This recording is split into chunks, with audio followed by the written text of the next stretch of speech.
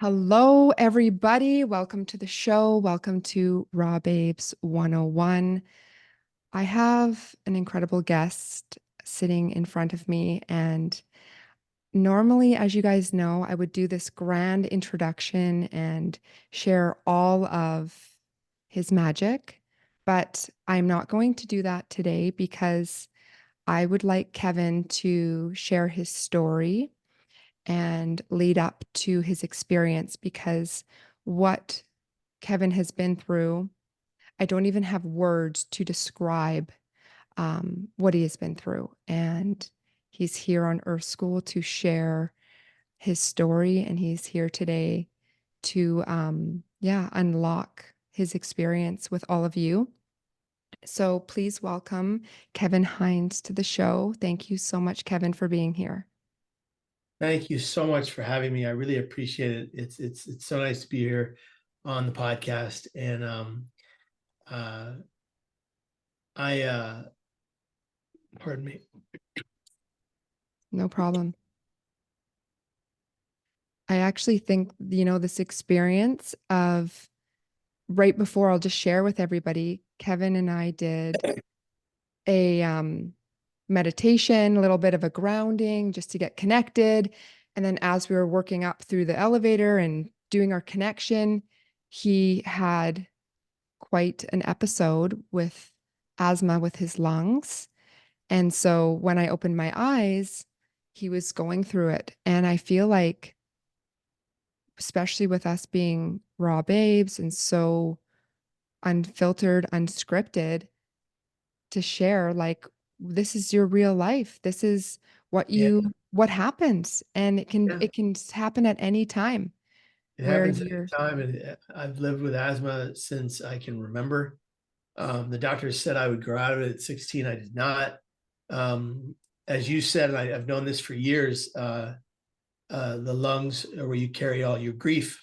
And I have lost a lot. And actually, it's interesting that we're on this podcast today because I just got a message that a woman I was trying to help keep here took her life to a couple of days ago. I just learned about that about 20 minutes before we got on the podcast. So oh my um, gosh, Kevin. so I'm experiencing a new set of grief on top of the grief of all the people I've lost in my life. I've now lost, including today, 18 people I care deeply about to suicide. I've lost many people in my life, including my birth parents to drugs and alcohol and mental illness, and my birth brother to bronchitis. We both got bronchitis in foster care. We were supposed to be adopted together. Because of neglect, he died right near me. So um, I'm not playing the victim card. I'm no victim, but I have Mhm. lost a lot in my life, and I do hold a lot of grief, and I have had lung problems from birth. So um, you know. I'm glad to be here with you on the podcast and on the Rob Age podcast, and I'm grateful for the invitation.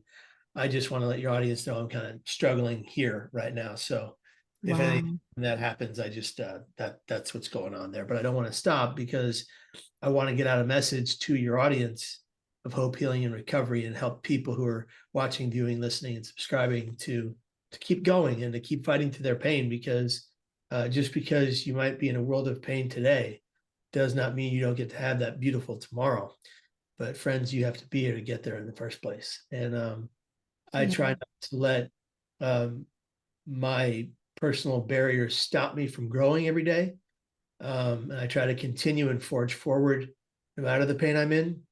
Yeah. And I am genuinely struggling with my lungs right now. But I just am so grateful to be here with you. So thank you. Um, Thank you, Kevin. And just know that, at any time that we need to, if you need a break or a moment, it's for you. I don't want you to push through if you can't. So I Yeah, respect that. I really appreciate that. If I can't, I'll let you know, but Okay. we should be okay. Amazing. So I'd love to just go back to what you were saying of what you've experienced with your parents and that age. Like, how old were you Yeah. when they, put you in foster care? So I'll tell you what happened. From birth, I was being fed what mom and dad could steal. Kool-Aid, Coca-Cola, and sour milk was my first diet, ravaging my gut, destroying my brain. Your gut microbiome, as you know, houses and creates all of your body's serotonin and dopamine, affecting your mental well-being. And I was being fed nothing but terribly poisonous processed foods from birth, Yeah. because they wanted to, but that's all they could do because they had no money. They Yeah. were stealing. They were stealing Kool-Aid, Coca-Cola, and sour milk from the market, and that's what they were feeding us with because that's all they could get away with. Because we had no feasible legal income. My birth parents struggled every day to keep a roof over our heads, and my brother and I were born in squalor and abject poverty. We lived in and out of crack motels. These are the kind of places you pay for by the hour, and if you don't, you're out. And mom and dad did whatever they had to do on Yeah. the hour by the hour to keep a roof over our heads because they loved us. Yeah. They just didn't have the means to properly take care of us. And so we were taken away from them. Foster, the social services were called. We were taken away from them Yeah. as infants. My brother was 10 months older than me, and we were placed in foster care. We bounced around from home to home, and the thought was that we would be adopted together. Of course, that's not what happened. We both got bronchitis, and he died right next to me. I immediately developed a severe detachment disorder from reality, and abandonment issues have followed me until today. Yeah. And people, I don't think the general population quite understands the damage that can be done to an infant pre-verbal when they are misplaced or displaced. And what they've done a study on chimpanzees, who a portion of chimpanzees were taken away from their birth mother from birth, and they had in 6 months akin to brain damage. Wow. The chimpanzees that stayed with the birth mother were fine, grew up, even in captivity, grew up well adjusted and normal. The kids who did, the chimpanzees that did not, were completely broken and ravaged by pain. Wow. And so one of the things that breaks my heart is that chimpanzees have no tear ducts. They can't cry, I know even that. though they want, even though they want to, even though they feel emotional pain. And so you look at that and you look at me, who had been taken in and out of his birth mom's home more than 5 times before I was probably 6 months old. By 9 months, my brother had already died, and I was now in foster care. But unlike my poor brother, I got very, very lucky. Yeah. The Hines family took me in and made me their son. Pat and Debbie Hines are my mom and dad, and they saved my life. They gave me hope. And really, growing up, I was convinced that I would be skating through life, Yeah. I'd succeed because I've been given what so many young Americans don't get, to have opportunity and a chance. Yeah. Jordash, my brother, had no opportunity. He had no chance. He's gone. But I did. And even though I had that chance, even though the Hines and Ryan family and Paul family gave me unconditional love, Yeah. nature would take over. My nurturing was incredible from childhood to adolescence, but my brain was broken Yeah. from the very beginning. And that would catch up with me. Yeah. And at 17 years of age, I would be diagnosed with bipolar depression.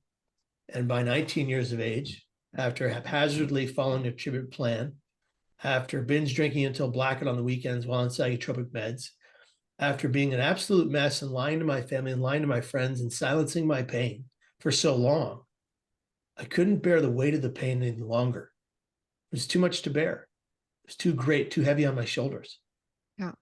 And that pain led me to attempt to take my life at 19 off the Golden Gate Bridge, a method of suicide that is 99% fatal, 99.9% fatal, actually.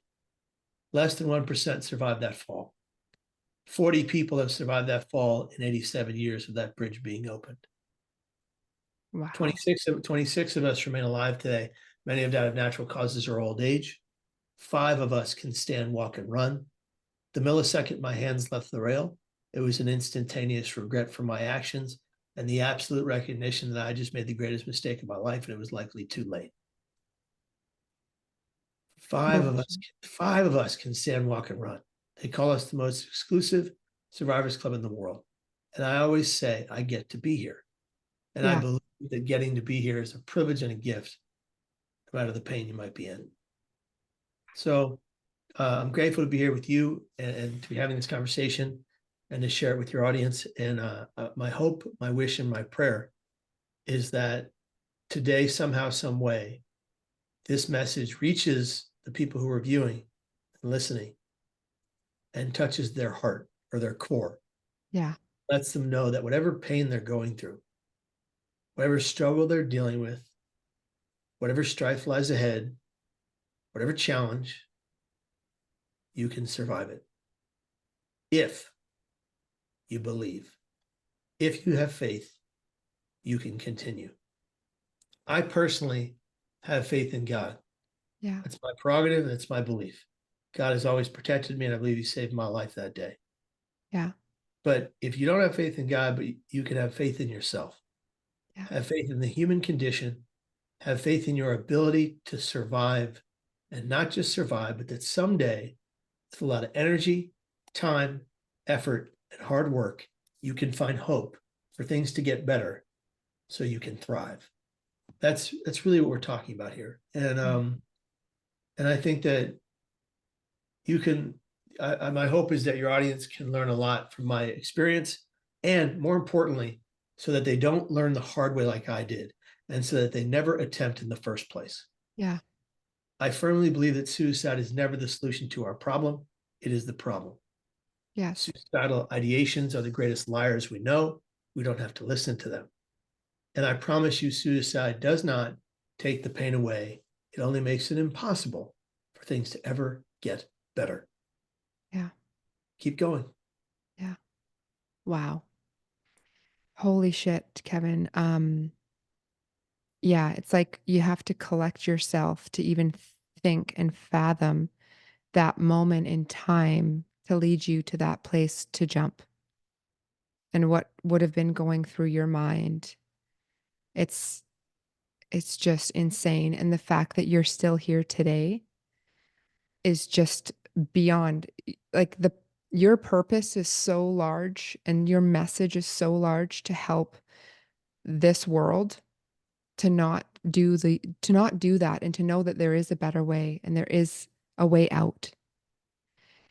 When you were going through, you're on your meds and you're just feeling alone, what was the biggest thing for you? Was it the mind for you? Was it your thoughts? I think it was the hardest thing was the psychosis, Yeah. the the auditory and visual hallucinations, constantly hearing and seeing things no one else could see or hear, believing them to be real. The paranoia was the hardest because no matter where I was, my intrusive thoughts made me believe that people were out to get me, trying to hurt me, or trying to kill me on a regular basis. Yeah. And so imagine being out, I'm out with my wife, I'm out with my family, I'm out with my friends, and I have to interrupt their good evening because I believe there are snipers on the roof next door ready to take us all out. Yeah. And I can see them. I Yeah. see them, and they're real to me. Yes. They're not real to anyone else in that restaurant. And so the host is looking at me like, "What's wrong with this guy?" My wife is white knuckling my wife's hand. I'm preparing an assault on the guy on the roof, and Yeah. it's all in my head. Yeah. But you can't convince me it's in my head because I see it. That's right. And one of the things that my wife and I learned to do very early on is say, Kevin, that is in your reality, but it is in your distorted reality. It is not real to anyone else here. We Mhm. cannot see it. So she didn't invalidate what I was going through. Yes. She didn't say it isn't real. She said it's not in our reality. We cannot experience it. You are experiencing it and it cannot hurt you. Yeah.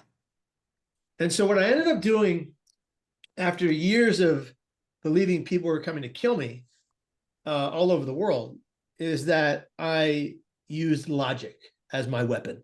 Yeah. So every time I would become paranoid that someone was trying to kill me or a group of people were trying to kill me, because oftentimes I would get in front of an audience speaking, Yeah. 5,000 people, and think they're all going to rise, rush the stage, and end my life. Yeah. So I would just say to myself, Kevin, how many times has an audience risen, rushed the stage, and end your life in the tens of thousands of times you've spoken? Yes. Zero. Zero. Zero. So logic states it's not going to happen here. Yeah. The other thing I would do is I would say, I would just say in general, whether it was outside of the speech and it was just in a restaurant or in life, I would say, how many times that you've experienced the idea that people are coming to take your life, how many times have you died? Zero. Yeah. Logic states you're going to be fine. And so that's how I got through it. And then I would say, if it was in front of my audience, I'd say, well, I'll just give them a good show before I die. Wow.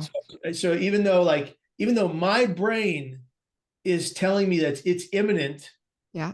it's inevitable, and it's going to happen, I would I would I would simply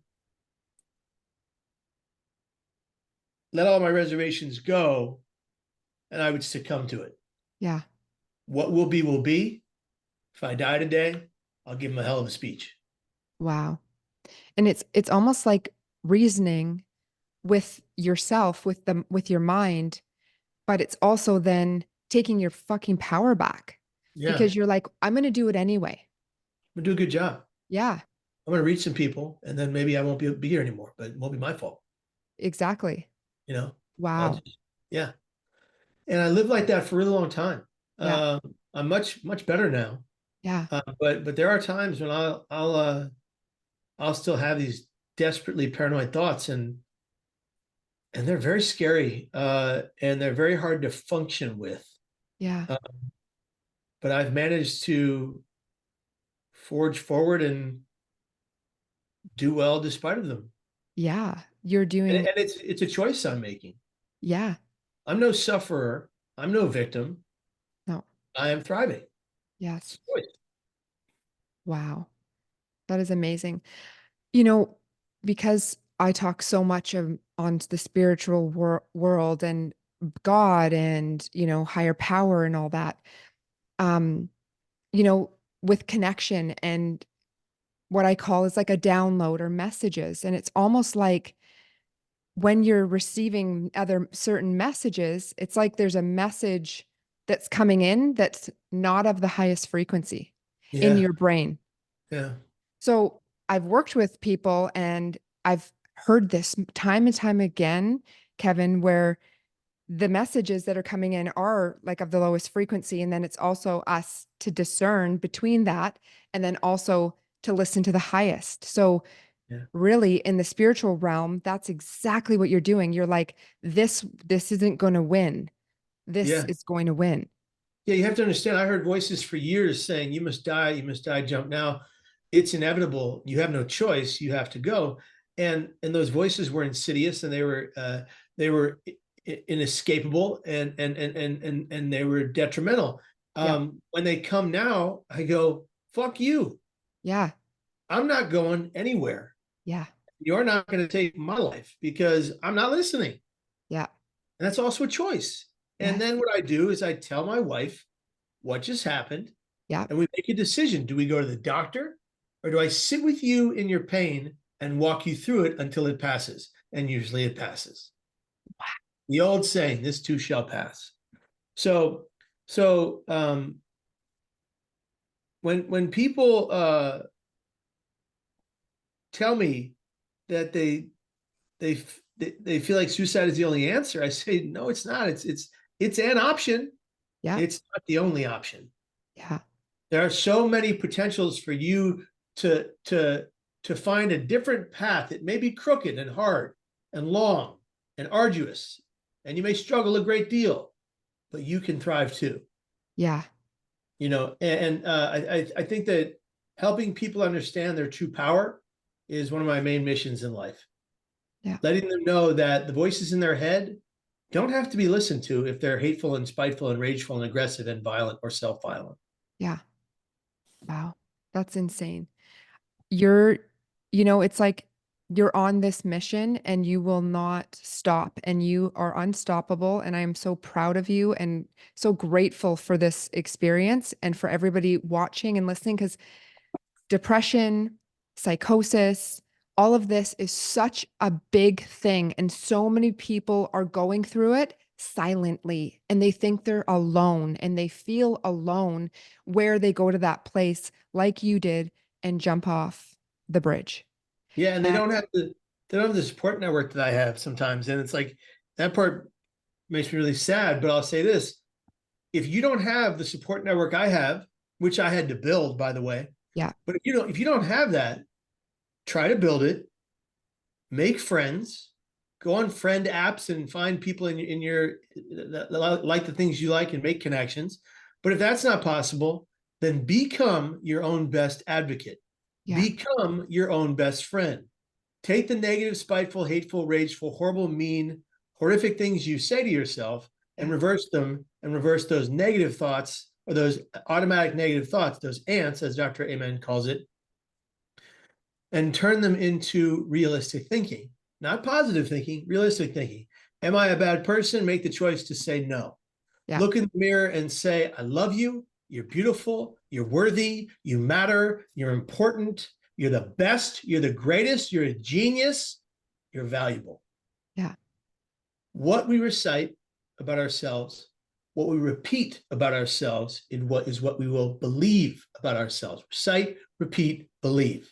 That's If right. you recite hateful, horrible things about yourself and self-loathing things, that's what you will believe unless you reverse it and recite wonderful, hopeful, meaningful, kind, compassionate, loving, generous, graceful things to yourself. Yeah, Once you do that for a long enough period of time, you reverse the ants and you also retrain the brain's neural pathways yeah, to think that way so that you never attempt in the first place. exactly. And something that I find Kevin, is it's secrets. People hold on to these thoughts, feelings, emotions, beliefs about themselves, and they ruminate, and then it becomes an entity of its own. It becomes a full life force Yeah. and secrets, right? So what I'd like to say and what we're talking about too is share your deepest, darkest secrets with somebody, journal it, write it out, get it Get it out of out. your system. Yes, And the things you regret, you have to work toward not doing them anymore. that's right. Whether they're addictions or whatever they are, things you regret, get it out of your life. Yeah, Because that regret after you do that thing, drugs, alcohol, whatever, when you regret something and it makes you feel bad afterwards, it means it's not supposed to be in your aura. It yeah, means it's affecting you in a negative way. It's holding you down. yeah. So get that out of your system and stop doing those things. Now, it's not very easy all the time. I mean, some people are living with opioid and fentanyl addiction and things like that. That doesn't mean it's not possible. Doesn't That's mean right. it's not plausible, most likely with hard work, energy, effort, and time. That's right. And, I go to the root cause yet again. What is the root cause before you became addicted? Thoughts. And trauma. 9 times out of 10, right? That Yeah. trap. Yeah. Thoughts that come from trauma, certainly. Absolutely. And and this is another thing that I like to talk about that people don't talk about is trauma. There's whether it's sexual abuse as a child, whether it's something that you experimented with a friend, and then you become so shameful and in so much pain, you don't want to live anymore because you think that that's you and who you are or who you're going to be. And then the thoughts just go nuts. Through my own experience, 13 years old, didn't want to be here anymore, Yeah. was cutting my own wrists. It was just crazy. And it was like, we don't have to do that. We can get help. And like you said, get a team. So, Yeah. what I'd like to talk about with you is this miracle. When you got to that point where you jumped and you knew at that moment when you let go, you were like, fuck, this is not what I wanted. Yeah. Can you share what happened next? Well, I prayed on the way down that I would live. I prayed to God. And I Yeah. hit that water, I was drowning in the water, Yeah. and a sea lion came to my aid, kept me afloat to the Coast Guard boat arrived behind me. And this right here is Herbert the sea lion. Mm. This is my What is the mascot, sea lion's? Sorry, what's the sea lion's name? Herbert. It says beer tomorrow, but here is Herbert right here, the sea lion. Um, Wow. I named him Herbert because it's my favorite name. Um, Herbert. Where did besides, Herbert come from for you? um, honestly, it was in the water, and it was immediate. When Wow. it kept me afloat, and at least when I got on the Coast Guard boat, I just was like, that was Herbert. It just popped into my head. Um, I was kind of delusional too, so that might have been a part of it.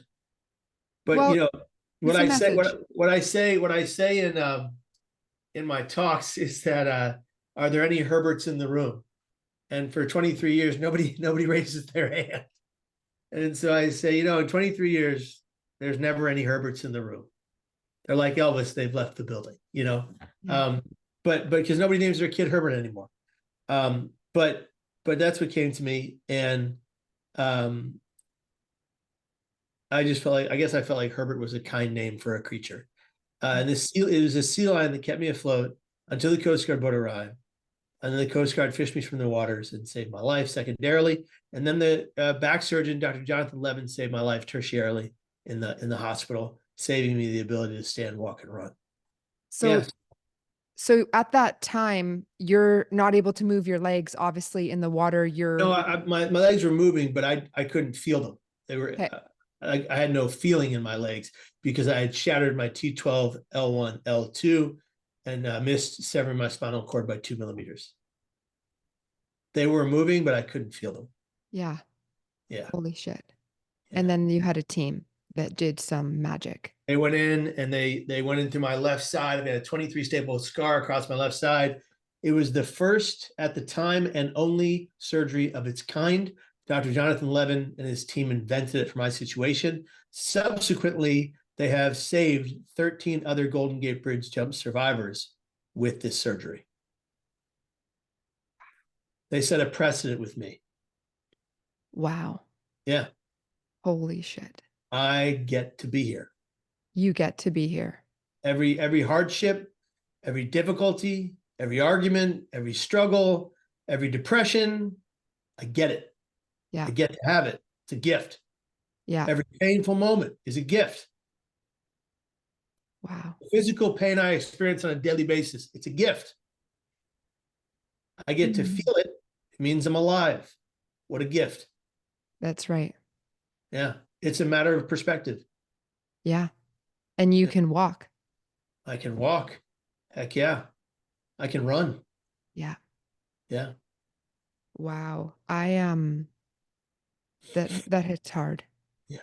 It's yeah, no words, just all feelings. I'm just like in awe of what you've been through and what you're doing. Something that is incredible that you've not only are you a speaker, you're an author, you have a book. And when did you do your book?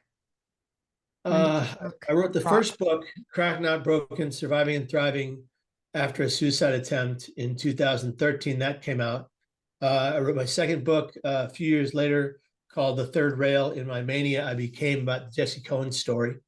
And I wrote my third book, which just came out, The Art of Being Broken, How Storytelling Saves Lives. Yeah. And that came out in September for World Suicide Prevention Month. And that's I like this book the most because I include stories from around the world from individuals who have survived extreme trauma and come out on the other side to help other people. And I let them tell their story. They wrote it in their first person. I just introed their chapters.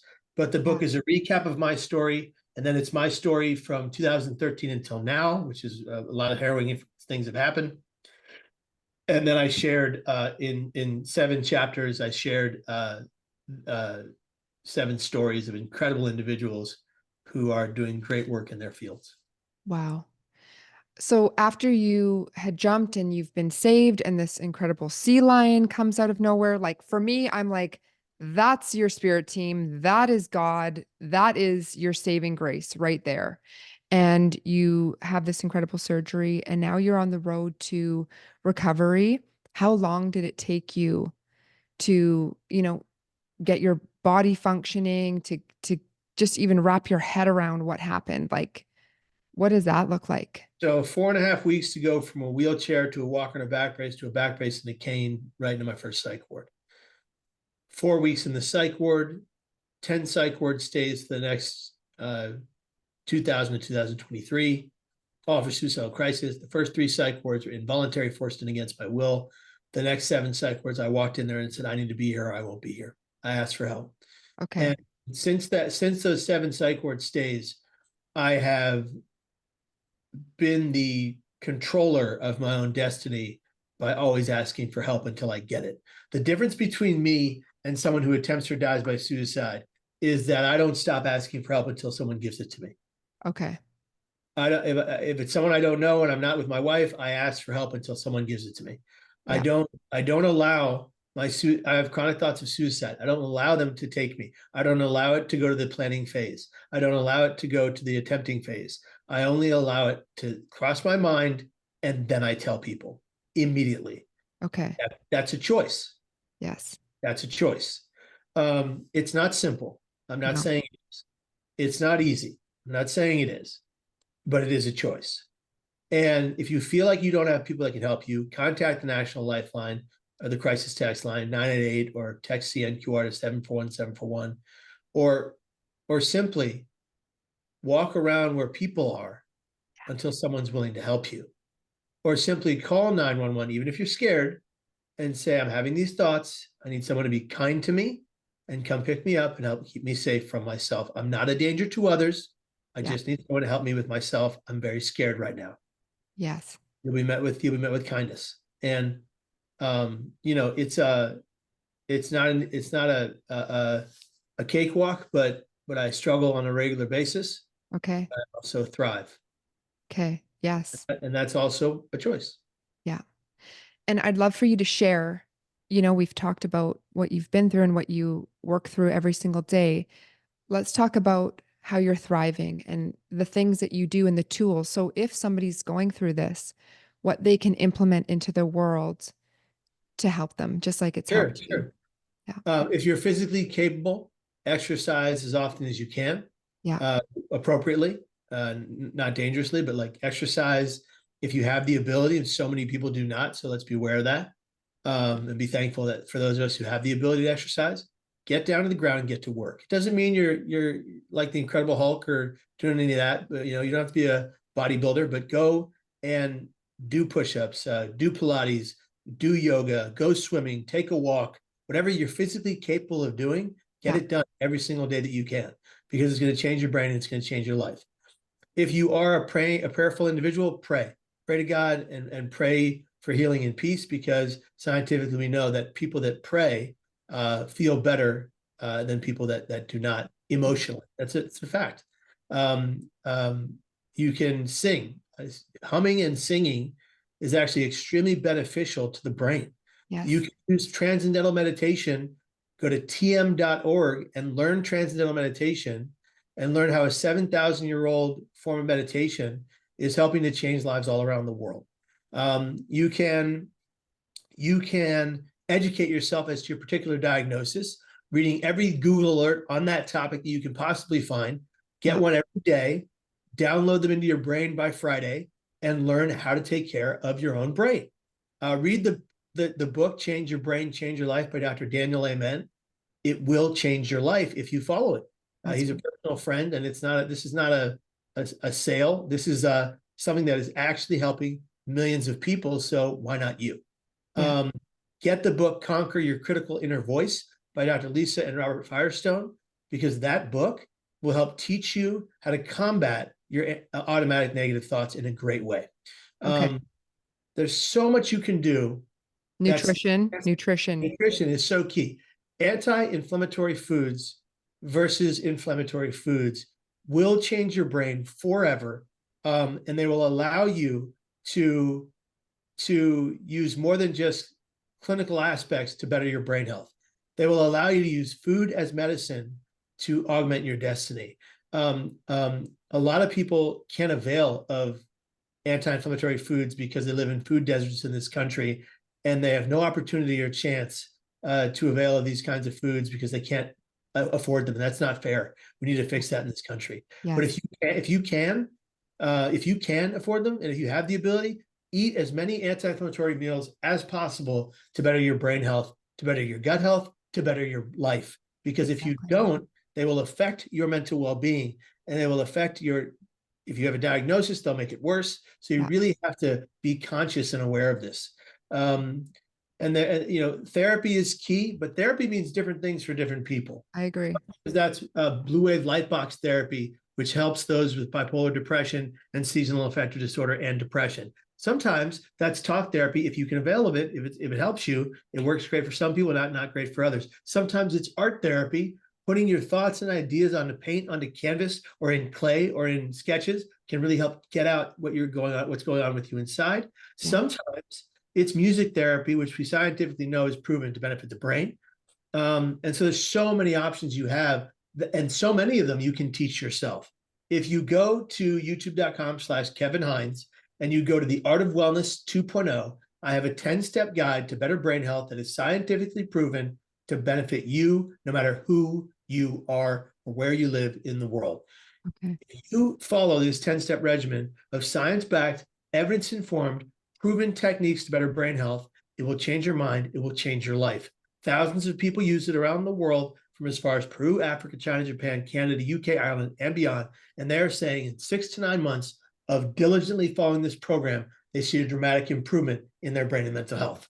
So there's no excuse to No. not put in the effort, the time, the energy, and the hard work, unless you're going through dramatic psychosis right there and you need to be placed into a hospital. If you have the ability to stand, walk, and run, if you have the ability to write down your thoughts, then you have the ability to follow a routine to change your life. Period. Period. Mic drop right now. If I had some sound, I'd be doing like a celebration. Amazing. It won't be easy when you start. It'll Nope. be it'll be hell. You'll be so angry with the world and the Yeah. idea that how can all these other people seem to be doing just fine without all these steps? They don't have to follow a routine. You can play the pity game. Yeah. Or you can do the work and change your life. Yeah. I chose the latter. So can you. Wow. Beautiful. Kevin. Amazing. Thank you. I'm just like, this is so good. Such good juice. Can you just side note, changing things up a little bit, share a little about your backdrop there and all the magic behind you? Yeah, Love check the laugh. it. Love the laughter. Here. This is my office, and I am a big comic book fan. There are my comic books over there. I have collected comics for, let's see, 20 years. The first collection got stolen, so there's that. Okay. The second collection is here with me, and it's not going anywhere. And it's I just feel like comics speak to me more than any other medium. It's a world where you can create anything and do anything, and we're creating a cosmic comic version of my life story called Hope Dealers. So Wow. look forward to that. Yes. And it's my happy place. It's my self-care. I read Yeah. comics and I collect them and I love them. I love that. And that's inner child. This is what this is about. Activate your inner Well, child. also, then your imagination goes wild in these things. But also, like, I was a comic lover before they ever became movies, so I wasn't jumping on any bandwagons. But I will say this: each comic character, villain or hero, has their own neuroses and struggles with some kind of mental health crisis at some point. Okay. If you look at the Hulk, he's got two personalities. He's definitely living with bipolar disorder. Same thing with Venom. Spider-Man, Peter Parker, absolutely struggles with severe anxiety. Yeah. Oftentimes, Tony Stark, Iron Man, lives with panic attacks. after living with PTSD trauma. So like you look at all these characters, and even in the DC comic universe, that was Marvel before, but in the DC comic universe, they even have a whole version of a halfway home for superheroes. I mean, it's incredible the stories they're telling in the mental health space in comics, purposefully, and even back in the day, not so purposely, but kind of without even knowing it. So it's incredible to watch them create worlds that include people like me. Yeah. And you've turned what would be the darkest time of your life into a superpower. Yeah, yeah, So it's like I always say to people, turn your pain into purpose. And that's what you've yeah, done. yeah, So that's huge. And just like your superheroes, you are a superhero in human form. So you're here doing badass stuff. And I am just in awe of your story and what you're doing. Quick thing I want to touch on before I pull a card. I want to respect your time. I have here your award-winning filmmaker, and we didn't say anything about that. That's so cool. let's see. Here it is. Let's see it. This is one of the awards we got. The Wow. Vision Colors Award, documentary of the year, Suicide: The Ripple Effect, as you can see there. Yeah. Um, this was handed to me by Nelson Mandela's grandson. And it was an honor and a gift, and we won several other Best Documentary of the Year awards that year. And the documentary is still being seen around the world. Yeah. It's been seen by over 2 million people in 20 plus countries and still kicking. I got to clean the dust off it, but anyway. But it's I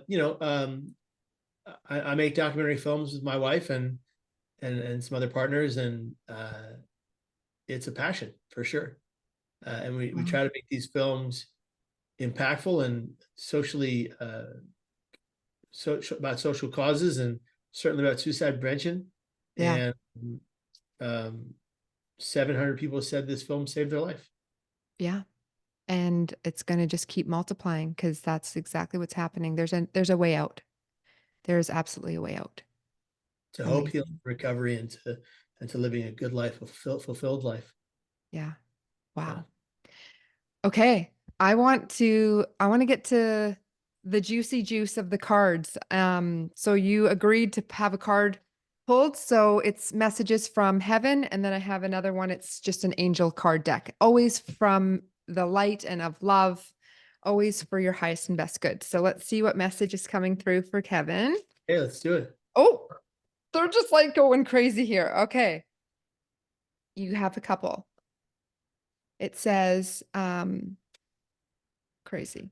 So these are loved ones. These are from your loved ones that have passed. It says, we understand that sometimes you may feel alone, but we are always here. That's number 12. Although your deceased loved ones have their own lives, when you need them, they can draw close to you. You may feel that presence physically, but even if you don't, they want you to be comforted that they are just a whisper away. They say, we will stand by your side whenever you think of us. We are here. Aw. And the next one, it says, ooh, you are ready for a change of scenery. Explore. And they are saying,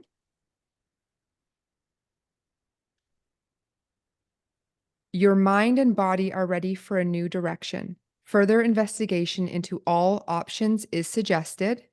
It may be as big as moving a house or as simple as a weekend away from home. Your loved ones will bring you further signs, which you will hear in your mind and feel in your body. Watch out for our signs as we help you decide on your next step. Okay, I'm open to it. Okay? All right. And okay, last one. Okay. Last one. All Okay, right. and then we're good. When we're complete.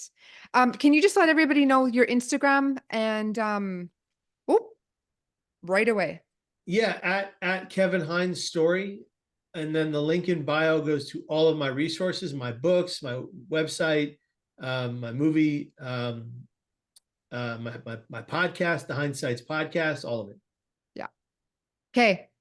Fast. Crazy. Okay, you got leap of faith. Believe in yourself, listen to your heart, do what gives you joy. Okay. Okay. You have Eight of Gabrielle, which is a great deal of activity, sudden and immediate results, important communication. Okay. And you have the Emperor. Okay, this is you. Come on, look at this. Just on your throne, angel wings, fully here, like I am ready. It says stability and efficiency, taking charge of a situation, ambitious plans. Love it. This is you. And I'm going to just send you anyways through the social, just the write-ups for fun if you ever want Please. to look Yeah. at them because Thank this you. is special. So I thank love you it. for your time. Thank you for working through the grief, and let's send a beautiful message and prayer to the person that has exited recently, Yeah. because here's the thing. We want to just send out love to everybody who is struggling or going through a hard time, and Yeah. sending them love and healing to the world, to send a rippling effect, to raise the vibration of the planet into each person, and to know that you are not fucking alone. Don't keep yourself a secret. It is okay. We are here for Yeah. you. Thank Thank you. you so much. Yeah. Thank Thank you. Thank you all for tuning in. Please go and check out Kevin. He has so much to share. And I hope to have you back one day on the show to share more of what you're up to help others. I'd love that. Thank you. Awesome. All right. Thank you. Bye.